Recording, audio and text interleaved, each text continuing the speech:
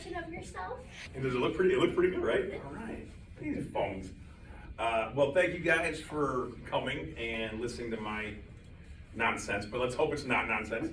I am Matt Warzel. I am a career coach, resume writer, brand marketer, and interview trainer.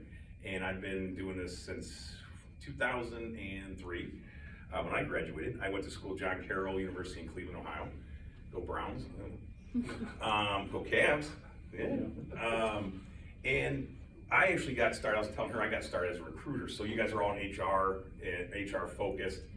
Awesome. HR is like such a fun world. My old man was a GM production supervisor, so he saw me in HR. He's like, "What are you doing? We hate HR." I'm like, "What does that even mean?" So they get a bad rap from some of the old timers in certain environments, but HR is awesome. So don't let anybody tell you otherwise. It's really cool, and there's so much things you can do.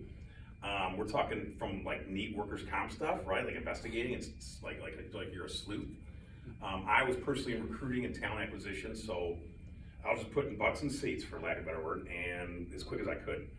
And so any avenue you can get into, obviously the end goal is, maybe an HRD, HRM, all sorts of things, higher level, but any asset you can get, any avenue you can get into to start building your value and your brand, jump at it. So if you get an HR offer for an admin role and you're like, well, I was hoping to be a generalist after, starting out, or what, just get it. Just get in there and start learning. Experiential learning is the #1 way to add value, right? You can only read so much. So the enlightening portion of the speech, it won't be so much as existential stuff. I just realized you guys were in HR, so I kind of a little synergy. But in general, this speech will be about how to build a resume, right? Cover letter, LinkedIn, stuff that will get you showing that value. And when it comes down to it, the brass tacks, I'm sorry, I'm battling allergies. I am an allergy person, and I don't know, 5 years ago I moved here. So I am rough right now. So that's why I'm like, I got things and I'm just, so I apologize. But when it comes down to the resume, all you're trying to do is show why that person should give you 30 minutes of their time, gifting you time, bear in mind, because interviews are a gift. So treat it like that, right? If you get an interview, sans the people that just need a pulse, mortgage sales, Aflac. If you get an interview with a company, be excited, because that means they're like halfway there. They like you, and they actually want you to be the person. Who would have thought, right? Why don't they just bring you in and just talk to you, see what you like, The Simpsons or not?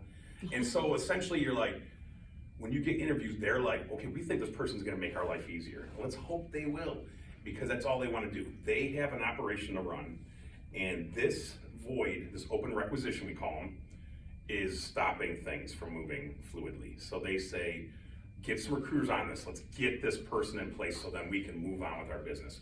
And so essentially you're just trying to show them as quick as you can in this very small, if you're smart about it, very small content-driven resume. It should not be long. This is not a snapshot of everything you've done since the dawn of time. People are busybodies, especially now. I mean, recruiting 20 years ago when I started off was completely different. We didn't have social media. It was like, we had internet, and that was even like, what is this? But essentially, now you have to play the game of steering people towards your narrative. What is your value? What is your brand? What do you offer that, again, they'll give you 30 minutes to vet you further to see if you do have value. And why value you? Why is your value more than his or hers, right? Where do you sit in the pool of candidacy? So control the narrative. Starts with the resume. It starts with your LinkedIn profile.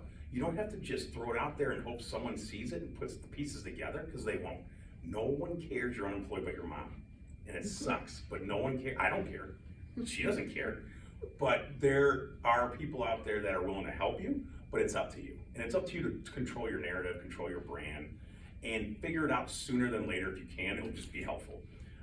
Just being early 40s, I wish I took my career more serious early on, but I was still busy partying and doing paper sales and recruiting. And recruiting gave me a base and some commission, so I was like, cool, this is cool, I'm making a little bit of money, but I don't, still don't know what I want to do in life. And that's okay. But the sooner you figure it out, the better, I would say. I wish I would did that. But again, so when it comes down to, like I said, get your value shown quickly so these busybody hire managers understand why you are the one they want to talk to. So we'll talk about the resume. We're going to talk about some of the ATS, applicant tracking systems, which everyone's scared of. We don't have to be. And then best practices for interviews. I am very pragmatic with my approach to everything because I get clients that in my 13 years I've been running my company, MJW Careers, in the area, which if you Google me, you'll see.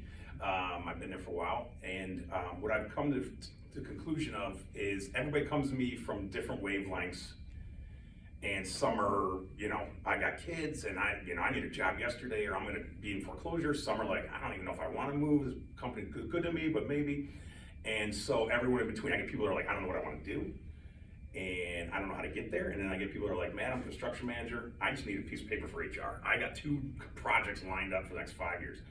And so knowing all these people, you gotta keep a kind of a sense, like a swivel, but also kind of keep your ground, because they can drag you into this chaos. And so I always try to bring like a sense of relief, of patience, an approach that's very, again, pragmatic and thinking logically of the hiring process and how you can impact it as a job seeker. Hiring managers see people coming in hot. I'll tell you right now, if you're desperate, if you're coming in like, I need a job yesterday, and what are you gonna pay me? Like people just like, they just like treat things so like casual, and I'm like, and they're even like me, they'll just come to me and like, you do a resume for free or what? And I'm like, what's that even like mean? You didn't say hi? And people are like that. So first and foremost, what you can control is your brand, and you can control your communication. So be mindful. I don't care if you think this person is, doesn't matter in that company. Everybody matters, and every communication matters. Every communication is an opportunity to sell yourself. So if you have a recruiter, you like that person, they're working for you, which they do. Recruiters work for you for free. In this situation, if you're a CEO, they get these things called headhunters. You don't need to go worry about that. That's completely different. Recruiters work for free, and if they don't, get away from them. And so essentially you want to build a relationship with them and treat them as such. Hey, how you doing, Mike? Just let you know I'm still in the mix. If you, and this is about every 6 weeks is a good kind of tone. Just let you know I'm still out there looking, and hey, here's a new resume, or I'll keep you posted. I think I'm gonna get my LinkedIn updated. I'll let you know. And that's it. Just very much, thank you so much for all you do. Right? And hiring managers, just every time be mindful of your communication, but also sell yourself. Mike, I remember we were talking about those production supervisor roles over at Ford, and I knew the QS 9000 quality standards were like a big deal. I just want to let you know I brushed up on them, and I've got some good stuff in my toolkit. I just updated the resume with it. This might help us, place me faster. So, you're offering value to this person. Same thing with hiring managers. If you want to cold message them, which we'll get into, it's smart, because sometimes hiring managers will respond. And if you're giving value, not asking them for a job, they'll remember you, and you can keep tickling them. Job hunting is turning over every stone and planting every seed. And people think they're just gonna go spray and pray the job boards. Here's my resume, I'm gonna send it out there, 15,000 applications, hopefully 1 or 2 respond back. That is the laggard way.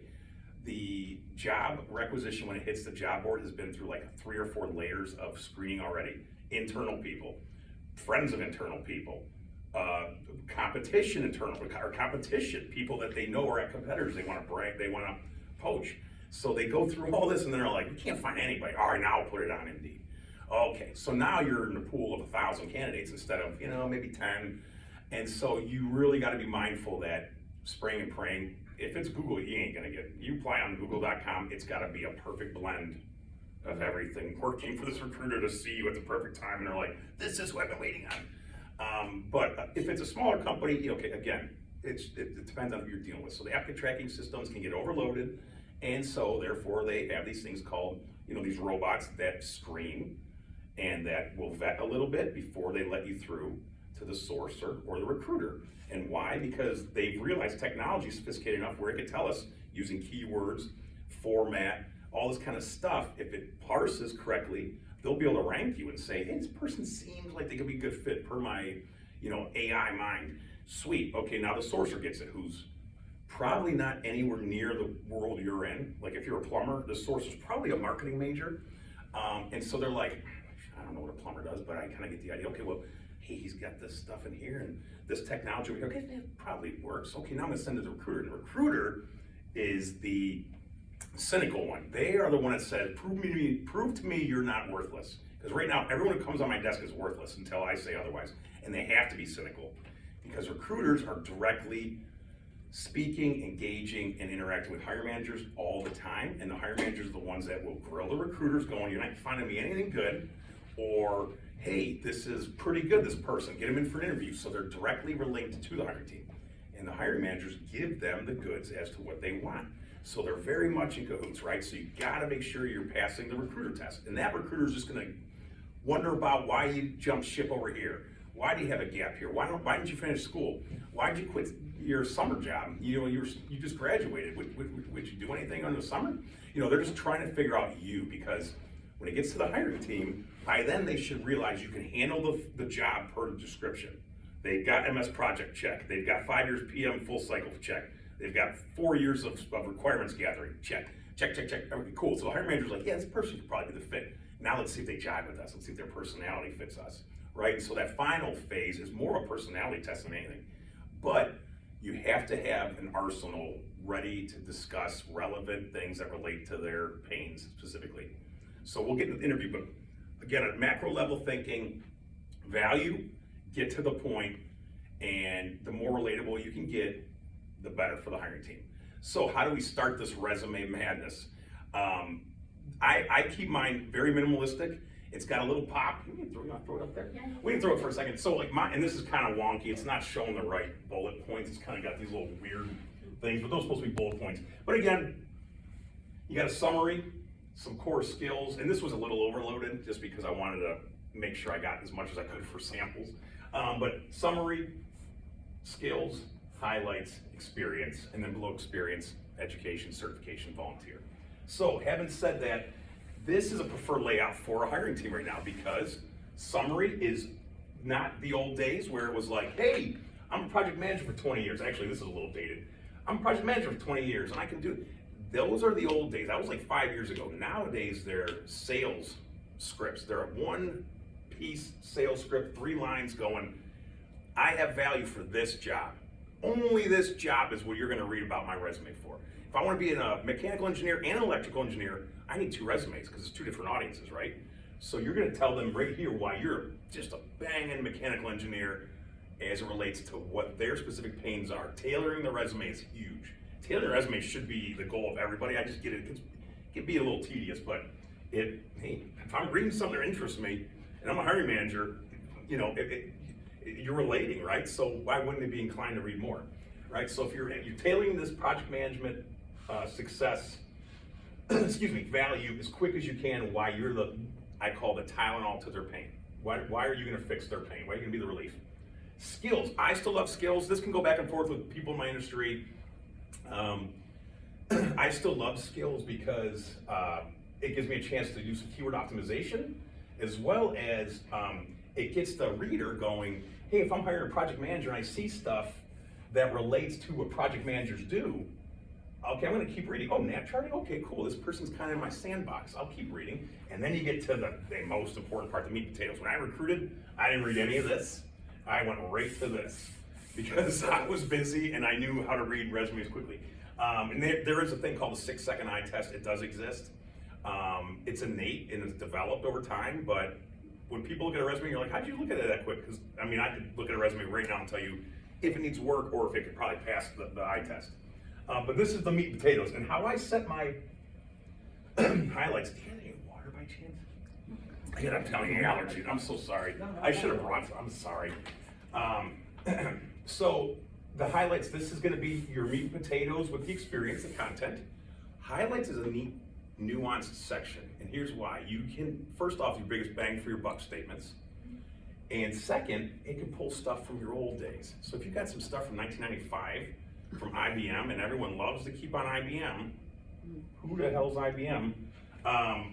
You don't have to have 1995 on your resume now. Now you can pull some of this good stuff, put it up here, and then just keep IBM either as a previous work history without any dates, or previous work history with dates, or just drop it. So everyone's kind of case by case. In my particular world, I say everyone's a different Lego set, right? There's the same colors and same pieces, but it's all built differently.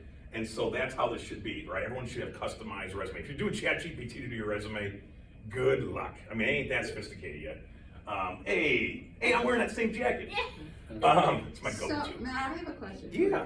Because, a lot of these folks are just graduating college. Talk a little bit about how they can build value from their limited experience. Yeah, absolutely. Yeah, absolutely. So, and essentially, let me tell you a little bit about the 3 content buckets, and that might help kind of generate some of these. So, essentially, you want content to either be again, relatable. Okay, it's obvious. Go to a job description, look at it from top to bottom, highlight stuff you can do, and then put in red stuff you can't do. The stuff you can, well, thank you very much. Okay. And the stuff you can do in highlights, that goes on your resume, right? Because this is the job or jobs you want. So let's just call it HR assistant. Here's 5, 10 things you're gonna be doing, right? If you got 60, 70% of them, you'd be a candidate that would get vetted, most likely, right? Very, very rarely are we called purple squirrels, or people that are like, this girl's coming from competition doing the exact same work, doing on the exact same software, and everything's just harmonious, there's no training, blah, blah, blah. That very rarely happens, it does, but, so first bucket is relatability. How do you find that again? Job description. When you highlight the stuff and add that into your resume, the stuff that's red is a good chance to upskill.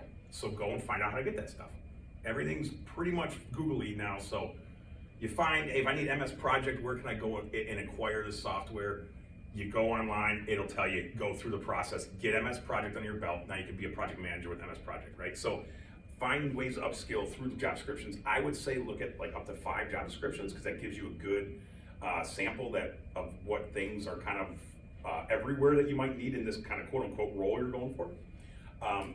That's the first one. Second, I love LinkedIn profiles of like-minded people or people you aspire to be. So if you're like, this person's like where I want to be in 2 years, look at their profile. What's the skills they got on there? What's the tech stuff they got, the tech stacks? What is their just overall achievements? And how are they getting this value? How are they acquiring this value in their role? And how can you be strategic in acquiring that value? So it's very much a methodical thing, right? It's your career, so it's your livelihood. So we really gotta take it serious. This cannot be, gosh, I wish someone would have shook me when I was 23 going, dude, no one's gonna control this. There's no higher being leading you to your rich, your rags to riches story. It's like, you control this stuff. And luck does play into it a little bit, and timing and stuff like that, but you really gotta take this stuff like, I see people my age that are just fumbling around still, and you're like, well, at least I kind of got my quasi-S together, I kind of had a career path, thank God. My brother, it's just like, you gotta take it serious, right? You don't wanna be 42, like working as hard as you really don't need to, but at that point, hopefully you don't have to. So that's the first way, right? Or second way, right? Job descriptions, LinkedIn profiles. Also, if you are a part of associations like SHRM and like that kind of stuff, get on there, get to their newsletter, and be a subscribe, because I subscribe to the HR stuff, right? And every day you get a little something in your inbox and start reading. Stuff starts connecting, right? I just got into real estate last year with my partner, and I knew nothing. But he just knew me as a sales and marketing guy. And I was like daunted, right? But a year later, I'm like, wow, I actually understand some of this stuff. Because if you live it and you surround it, right? So even if you're on a jog, and you're like, instead of putting on Brown's beat writers, which is a waste of time, put on the SHRM conference or put on anything relating to some sort of facet of your career. And the more you kind of surround yourself with people that are in there, and the more you get knowledge of things that relate to that world, man, you're gonna all of a sudden be you'll be feeling it, like, well, I actually understand some of this stuff. And eventually you can train, right? That's kind of the goal, right? To be the SME. So first bucket, relatability. Second bucket, operational impact. Give me the content that shows what your performance was, productivity, profitability, efficiency. It doesn't matter what industry you're in or role.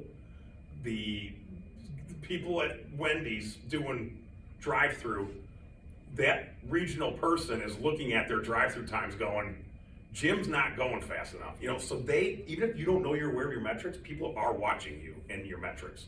So almost every job on the planet will have some sort of accountability. And so what you want to do is figure out what yours is. And it can be tricky if you're not getting performance reports, but if you can kind of guess, or you get someone like me that can kind of see based off your title industry what metrics are in that particular field and function, again, just seek that help out. Or ChatGPT might give you that information. But look and see what numbers can you convey, and even if you can't get a real number, which it always works best because, again, look, it breaks up the monotony of just words, right? You kind of drawn to those right away. But even if you don't, you still quantify the statement. Instead of, corrected a 65,000 pricing here, you can say corrected a tens of thousands of dollars pricing here, or generalized stuff, right? Couple million, so I do that a lot with my pharmaceutical salespeople, because a lot of that, they can't give me numbers. So for students, like grades or? Well, I'll get to that. Yeah, so the third bucket is gonna be anything like unique. So if it's not relatable and it doesn't have a bottom line impact, anything unique, awards, speeches, high profile clients that you might acquire over the years, right? Now in your particular case, students. So let's start working backwards. As a reverse engineer, if you're a student looking for an entry level role, which you should be, right? We're not shooting for the moon of these roles requiring 5 years. Please don't, because first impressions matter, and a lot of times the recruiter could be mad that day and they blacklist you and you have no idea. So apply it in your lanes, stay in your sandbox for now. But a lot of times hiring managers are gonna be prepared to understand if I'm paying someone green, they're gonna come with green. It's fine. You don't beat yourself up. But the people that might have went above and beyond, getting internships and all this kind of stuff, it's more arsenal for them, right? So don't freak out first and foremost, because every hiring manager is timing. It doesn't, trust me, it doesn't matter that you didn't have as much as the next person, maybe you have a little bit more than another person, right? So, but find your value through education courses is the first one I use for students. Always list out the ones that are relevant. Don't give me your catch-all. Give me only ones that are relevant to what you want to do. In your case, if there's labor law, EEOC, maybe you touched on, Title IX, all this kind of stuff that you're acquiring every day. If you just research it a little bit to kind of get your mind around how that cog in the wheel that is the business works, I'd add it on your resume. Doesn't mean you have no experience with it, but how do you word it on your resume? You didn't execute this stuff, you acquired knowledge of it, right? So that's how I write it. Acquired knowledge of, gained learning experience through, gained learning experience of, You're not lying, but you're also not just putting out courses in a big old listicle. So get creative with how you use the words, and that's kind of where you use people like me, the wordsmiths of the world of doing this stuff for a while.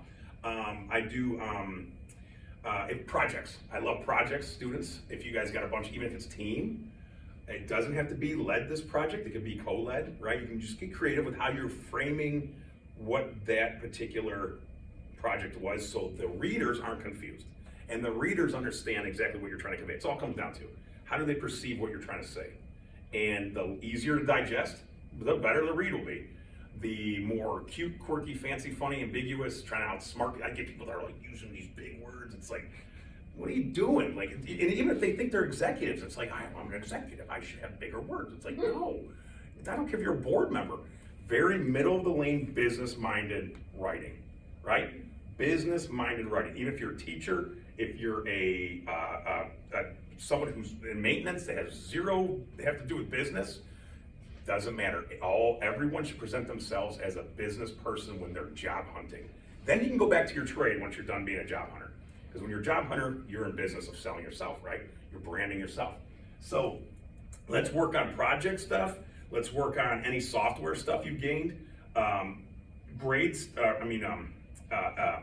Coursework. And with coursework, like I said, pick it apart. So individual coursework, what did you learn within that coursework that really resonated with you and you got? Hey, I get this, the whole, I'm shooting from the hip on HR terms, but it's like recruiting, right? I kind of get it. Okay, I learned about it for that semester, and I understand that there's a talent pipeline and people are vetting and whatever. Write that stuff on there. Acquire knowledge of the recruiting solutions, including list out the individual stuff you learn, right? So the more words you can get on that resume, the better visibility you get on those search engines, and the better visibility you get in the applicant tracking systems. It's all a word game right now.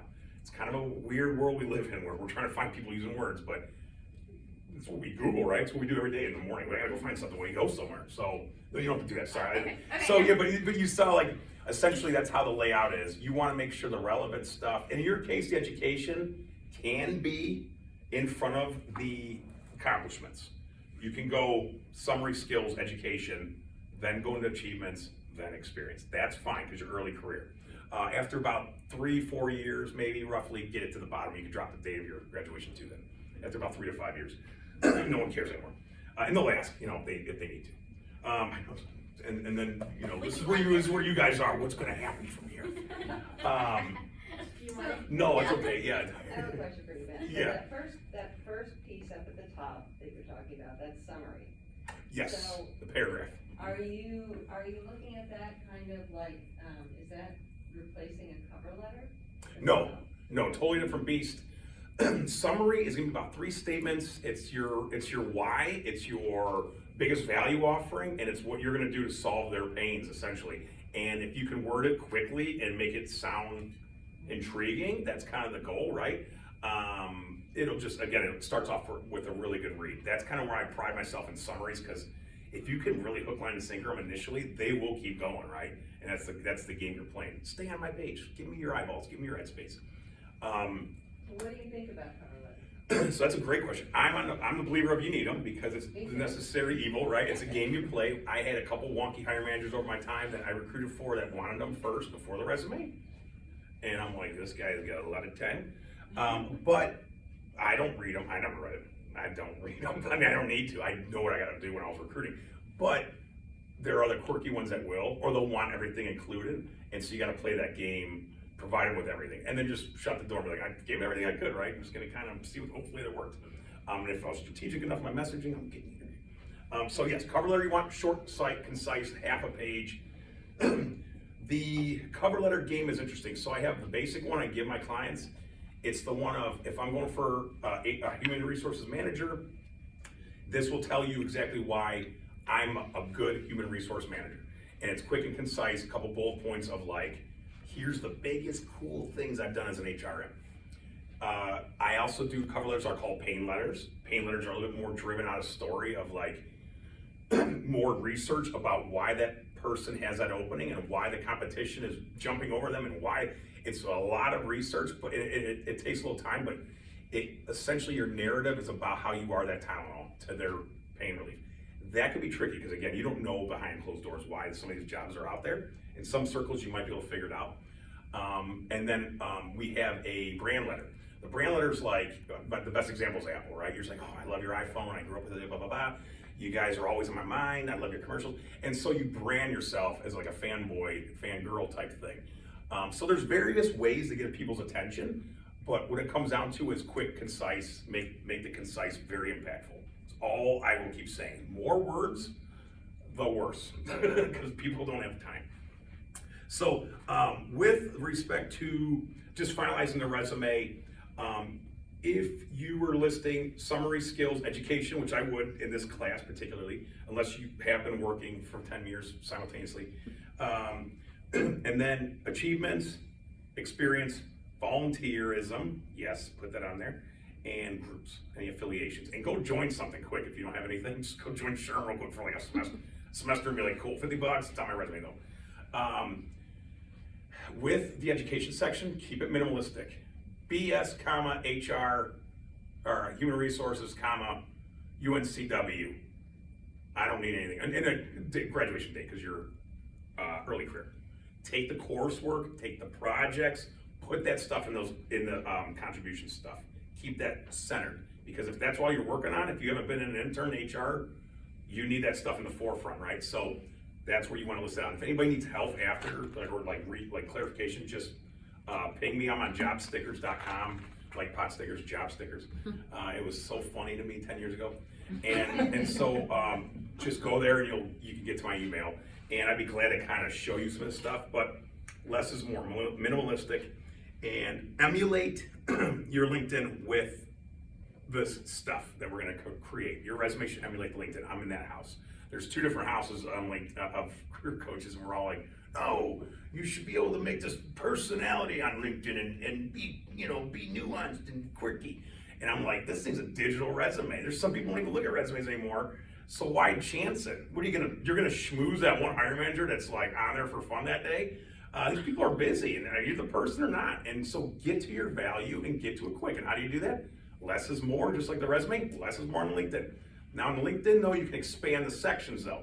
You can have it a little bit longer. Fill in those projects. Fill in your publications. Fill in your research. Fill in your everything.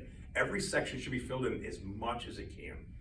Now, what I mean by emulating is summary can go as your about me. A couple little tweaks I had, which I can tell you in a second here, but essentially summary, copy paste in the about me. Experience, copy paste. Skills, copy paste to the bottom and fill out all 50 skills. Make sure your top 10 are your optimal, because LinkedIn Recruiter tends to favor the top 10. And LinkedIn Recruiter is a software recruiters use. You got to play that game. When you are updating your LinkedIn, don't auto-populate. It's clutch, because if you don't, if you put a Bachelor of Science and you just put BS and move on without it auto-populating, when LinkedIn Recruiter tries to find people and they go, we need people with BSs, you won't be found because you don't auto-populate. And they're getting real sophisticated over there. Oh, LinkedIn. I know, I love LinkedIn. I'll edit that out. And so you want to maximize the profile. The about me. So summary to summary, right? But what I do then is after the summary, I will put those key contributions, and I'll just put it right at the end of the summary. I'll say key contributions include, then have that little bullet point of your contributions, and then I'll even put your skills and your tech stack in there, right? And that's your about me section. And then I take those skills and I throw them into that skill section, and those achievements just stay there. They don't go anywhere else on your LinkedIn. They just stay in that about me section. And that kind of covers it. The header of your LinkedIn is super important, because when you're on LinkedIn, I don't know if people are on there, but if you're in HR, you might want to start swimming in that pond for a while. The header is most important because you are posting on other people's things, or they're coming to see your posts, and what do they see? You know, Jenny Kramer, HR manager, aspiring HR manager, UNCW graduate, right? They always see your header, so that's your biggest real estate right away. So that's very important. So don't be putting stuff like student at UNCW or looking for a job. Like, come on, man. Give me something that's really gonna give me some sort of like, I wanna go see what this person's page is like, and give them that dwell time on there. And so what you wanna do is essentially title. You need the title. Google is starting to figure out LinkedIn titles, and now you can get found on Google with your title. So title is like super important.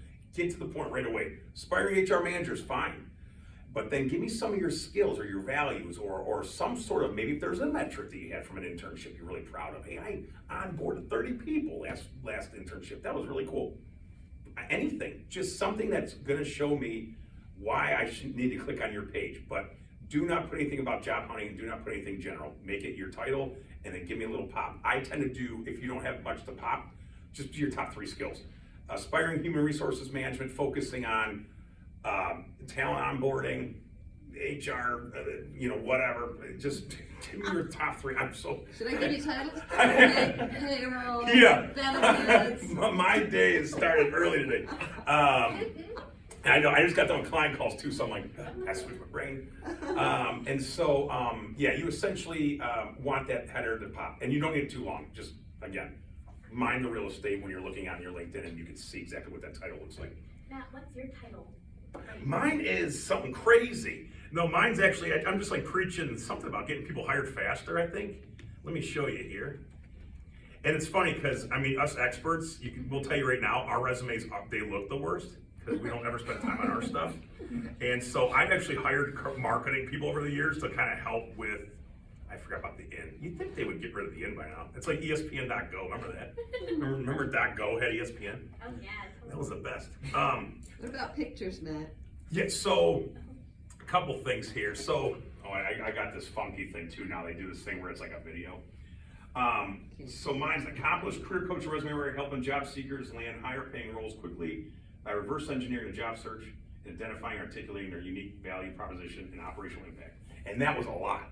And I had to get it all in there. You should have saw the other one. So like, I'm kind of quasi proud of it. It's a little long, but it gets every bit of my sales pitch, if you will, initially across. That banner is important.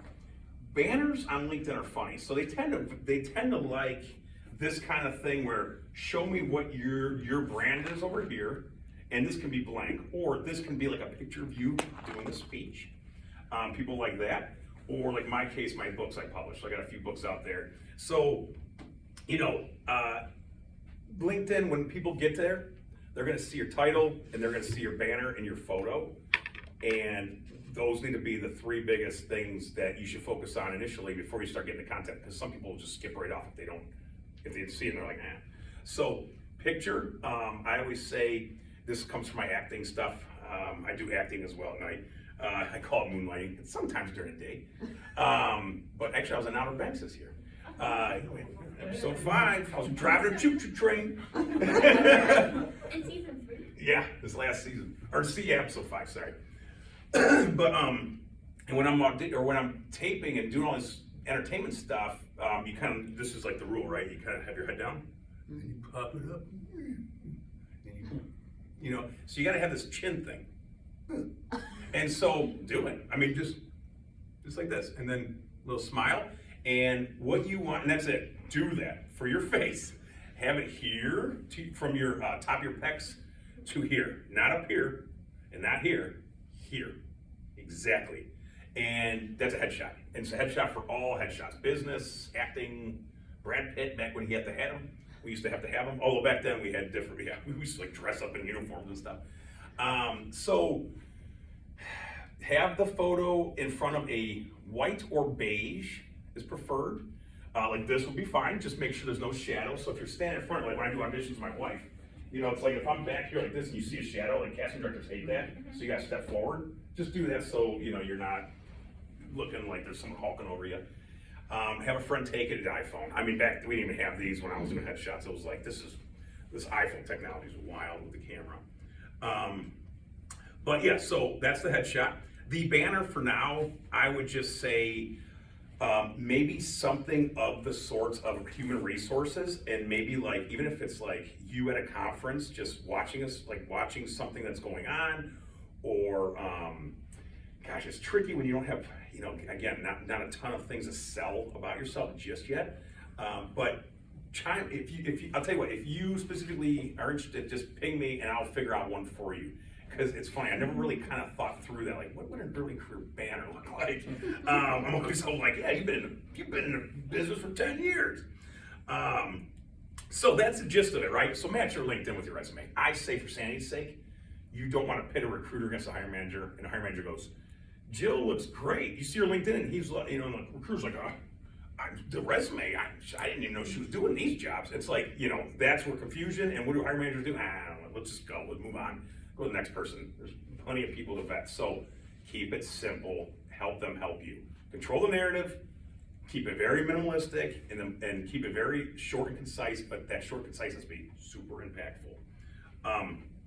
Now interviews, so interviews are a tricky thing. Like I mentioned, if you get the interview request, you're halfway there, which is like, right? So cool, they want to see me. So keep a little confidence. Don't go in there like, what the hell do you care if that wasn't the job? I don't care if it's for Apple. It wasn't meant to be. Who cares? Move to the next one. So what you want to do is not grab this interview. How do you do that? How do you get confidence and assure you that you are going to be all right? Research and you know what? And you don't have to stop research. You can just start building things that you're going to talk about. And that's what I train my clients, I train them on. Look, you've got 10 projects that all relate to what they have going on. Let's work the angle of talking about each one of these throughout this hour time. And now, every time you get rattled, what am I gonna say? You got project number 3 is the most relatable to this question. Boom, done. Cross it off. You can bring a resume and interview and just the whole line next to it so you can jog your memory. Okay, got through the requirements gathering. Now let's talk about this contractor management stuff.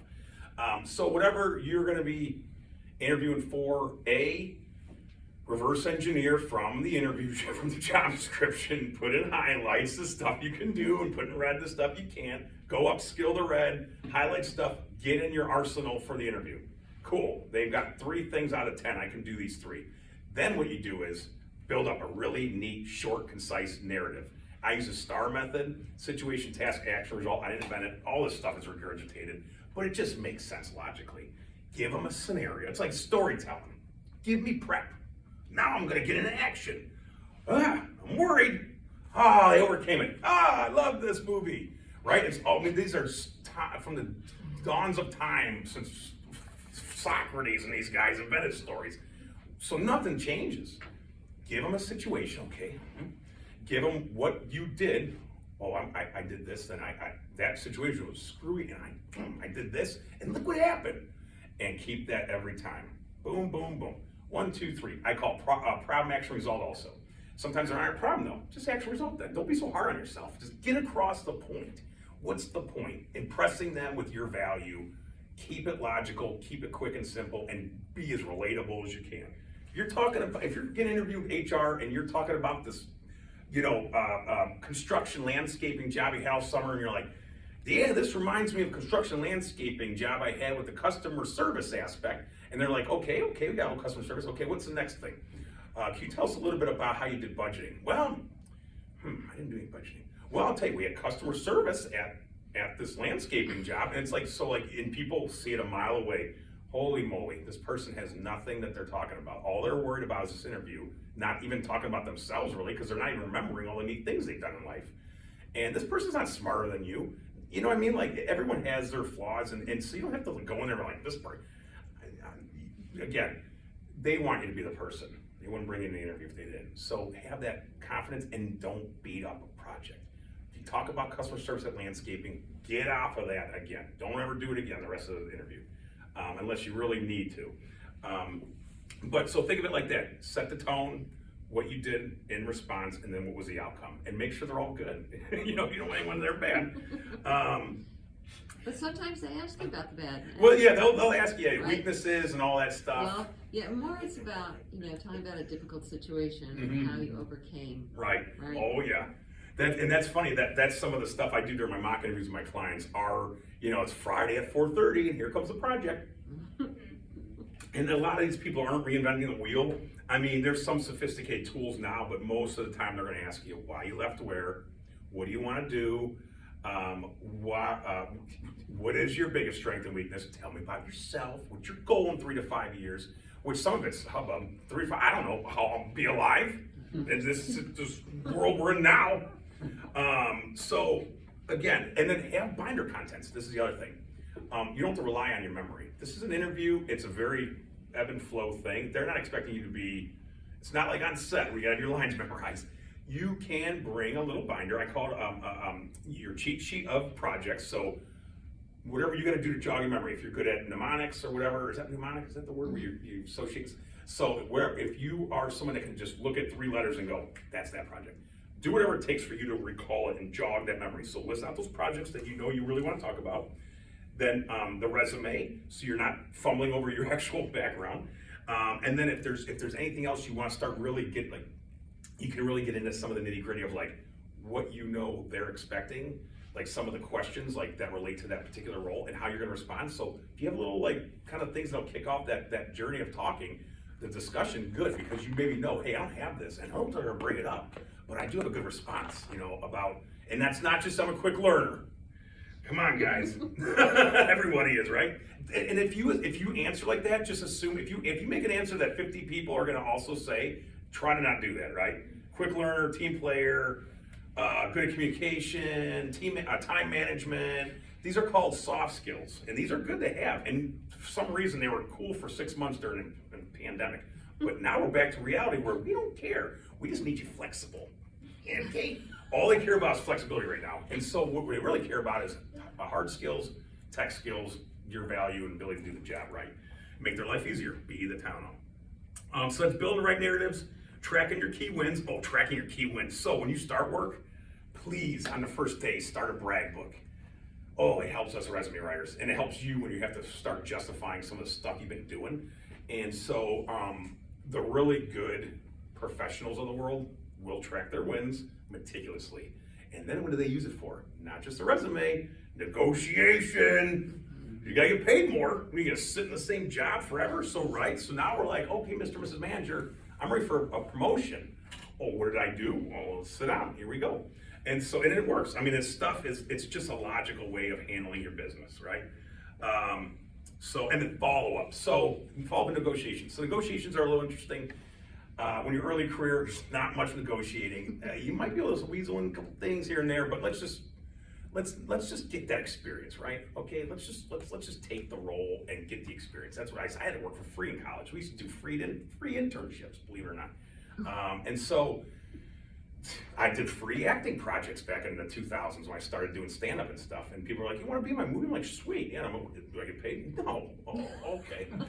So like that's just what it was. We didn't get paid because what the hell was I bringing? I'm bringing no value at all back then. And that's fine. I was building my brand, building my value, cutting my teeth. So when it comes to negotiations, don't leverage so much that you're going to lose a job, but do know that it's okay to negotiate a little. They're expecting it, right? So even if it's a couple grand, hey, I just commute though. I'm just with the gas and tolling it up. And just, if I can get 33K, that would really, and I don't even know if is that the right range anymore? No. Ours was a 30, the 30 banger in Cleveland with commission. They had a few in town. They used the companies, and we all jumped. I brought in boatload of friends at Aerotech.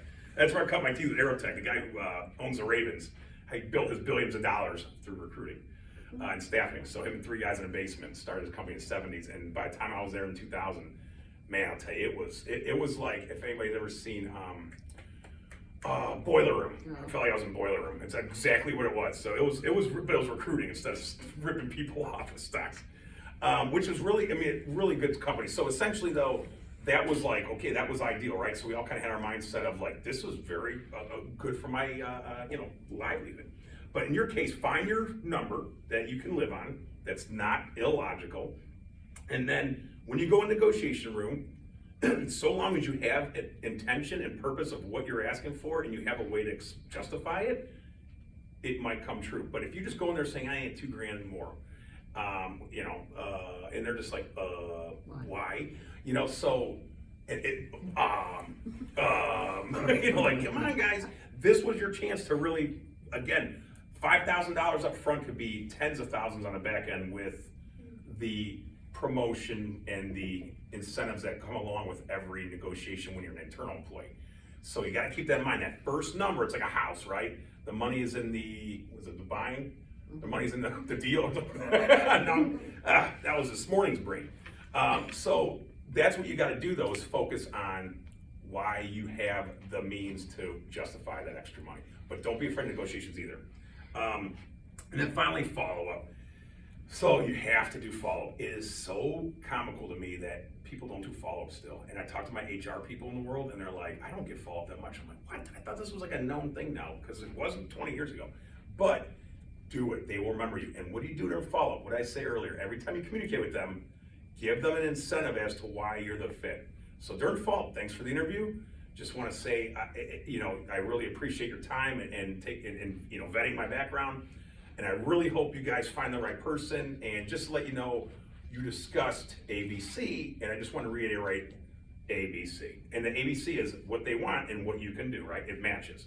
And the more proof point you can get, just want to let you know I can do ABC. In fact, A was 60%, B was negative, 30% cost savings, and C was, on time and under budget.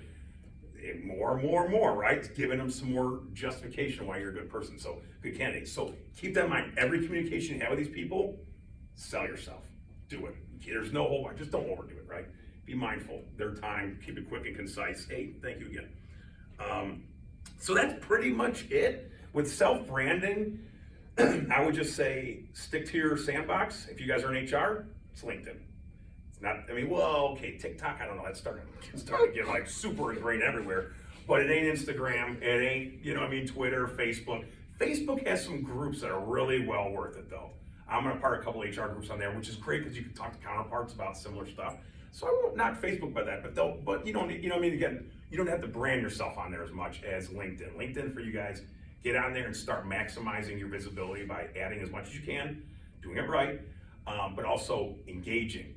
Dwell time. People, if you make a post and you get people are sitting on there reading the post, it's dwell time. LinkedIn favors that. That's why these people that do slide shares on LinkedIn tend to have, or like polls, tend to have this outrageous number of interactions just because it's the algorithm. So get on LinkedIn and force yourself to post once a week or once a month, and force yourself to comment on someone else's thing once a week or once a month, and just be done with it. And any sort of value you share, insight you share, do your best to sound like you know what you're talking about.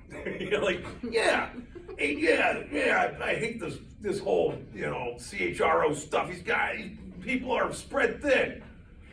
Okay, you know, it's like, yeah, they are, you know, cool. This guy kind of knows what you're talking about. And if you got a chat GPT, get over there and see how they fill in the blank. But yeah, so that will help you in terms of just your branding on LinkedIn. There's not much to branding other than being uncomfortable in networking. And that's it. There ain't nothing. You post so much, stay behind the walls so much. But when it comes down to it, I found just personally my success in my business was way better once I started engaging more. I used to be this resume writer only, you know, career coach, but I don't talk to you. Don't be bothering me. I don't want to talk to anybody. And then I finally started opening up and I'm like, okay. And I justified it through pricing increases and stuff. So it became worth my while. I used to charge like $50 for resumes. You know, now they're $1,000. You know, it's just because I've invested tens of thousands of dollars in this business and I'm 42. So it's like, come on, man, let me get my fair share sooner or later. But if you guys need a resume, glad to do discounts just because you're in this class. Just hit me up. Tell me you were at the UNC thing. Be glad to help you out. And yeah, that's pretty much it. I mean, just own your own career and control your narrative. Don't let anybody else tell you what you're going to do. Tell them what you're good at. And but let's try to be good at it. Right? Let's go upskill. Questions? Yeah. Thank you. That was good. Hey, thanks.